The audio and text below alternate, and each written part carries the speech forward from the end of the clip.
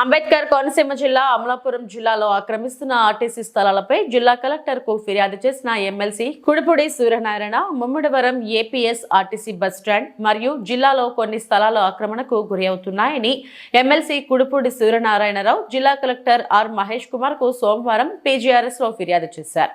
RTC స్థలాలను sub లీజుకు తీసుకుని కొంతమంది అక్రమ నిర్మాణాలు చేపడుతున్నారని, ఫంక్షన్ హాల్ నిర్మాణం చేసుకుంటూ సొమ్ములు సంపాదించుకుంటున్నారంటూ ఎమ్మెల్సీ సూర్యనారాయణరావు ఆరోపించారు. కోట్లాది రూపాయల విలువైన ప్రభుత్వ స్థలాలు కబ్జాకు గురికాకుండా చర్యలు తీసుకోవాలని కలెక్టర్ను కోరానన్నారు. దీనిపై భవిష్యత్తులో హైకోర్టుకు వెళ్లి ప్రభుత్వ స్థలాలను కాపాడుతామని ఎమ్మెల్సీ సూర్యనారాయణరావు హెచ్చరించారు. అంబేద్కర్ కోనసీమ జిల్లా హెడ్ క్వార్టర్స్ హెడ్ ఆఫీసులు అన్నీ కూడా ముమ్మడివరంలో ఉన్నాయి.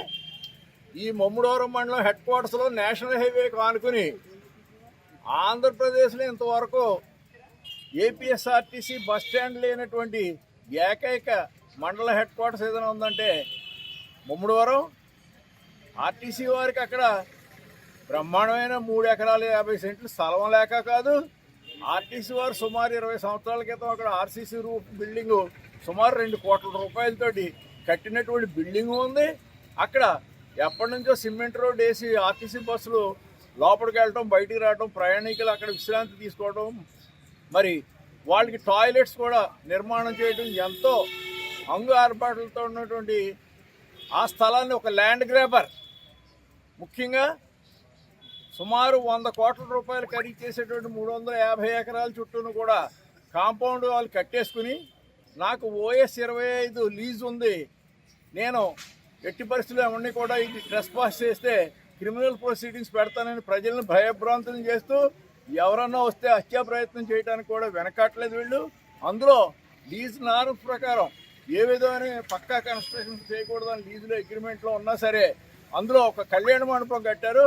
అందులో వంటలన్నీ కూడానేమోని ఏపీఎస్ఆర్టీసీ చెందినటువంటి ఆర్సీసీ రూప్ బిల్డింగ్లో చేసుకుని ప్రజలను ఎవరిని కూడా ఎంటర్ అనేకుండా ప్రభుత్వ స్థలాలను కబ్జా చేసినటువంటి ఒక గొప్ప ఘరానా మోసగాడు, పెద్ద తెలుగుదేశం నాయకుడు, రాష్ట్ర నాయకుడు అని చెప్పుకుంటూ బతుకుతున్నటువంటి తాడి నరసింహరావు అనేవాడిని ఏ విధమైన చర్యలు తీసుకోకుండా ప్రభుత్వం వదిలిపెట్టడం తెలుగుదేశం పార్టీకి చాలా అవమానమని, తెలుగుదేశం పార్టీని రేపు అసెంబ్లీలో కూడా మేము మా లీడర్ ఆఫ్ అపోజిషన్ దృష్టికి తీసుకెళ్ళి ప్రభుత్వ దృష్టికి తీసుకెళ్తామని, అలాగే ఆర్టీసీ ఎండీ గారికి, చైర్మన్ గారికి కూడా రిప్రజెంటేషన్ ఇచ్చాం.